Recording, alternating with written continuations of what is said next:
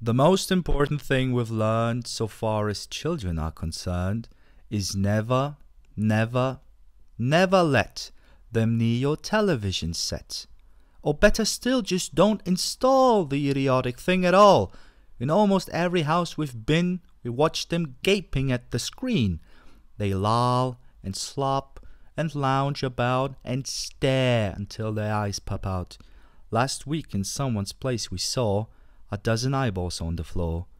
They sit and stare and stare and sit until they're hypnotized by it, until they're absolutely drunk with all that shocking, ghastly junk. Oh yes, we know, it keeps them still. They don't climb out the windowsill. They never fight or kick or punch. They leave you free to cook the lunch and wash the dishes in the sink. But did you ever stop to think, to wonder just exactly what this does to your beloved Tod? It rots the sense in the head. It kills imagination dead. It clogs and clutters up the mind. It makes a child so dull and blind. He can no longer understand a fantasy, a fairyland. His brain becomes as soft as cheese. His powers of thinking rust and freeze. He cannot think. He only sees. All right, you'll cry. All right, you'll say, but if we take the set away, what shall we do to entertain our darling children? Please explain. We'll answer this by asking you. What used the darling ones to do? How used they keep themselves contented before this monster was invented? Have you forgotten? Don't you know? We'll say it very loud and slow.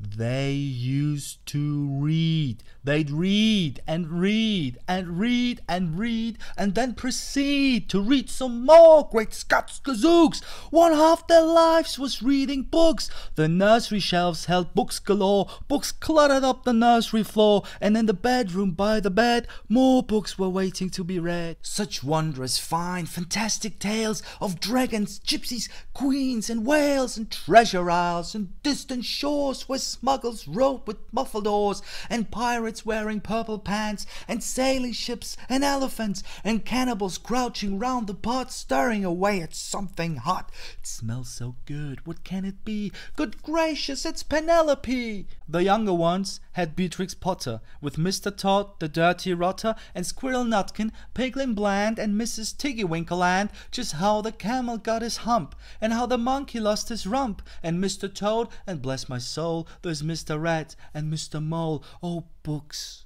what books they used to know, those children living long ago. So please, oh please, we beg, we pray, go throw your TV set away, and in its place you can install a lovely bookshelf on the wall. Then fill the shelves with lots of books, ignoring all the dirty looks, the screams and yells, the bites and kicks, and children hitting you with sticks. Fear not, because we promise you that in about a week or two of having nothing else to do, they now begin to feel the need of having something good to read. And once they start, oh boy, you'll watch the slowly growing joy that fills their hearts. They'll grow so keen, they'll wonder what they'd ever seen in that ridiculous machine, that nauseating, foul, unclean, repulsive television screen. And later, each and every kid will love you more for what you did.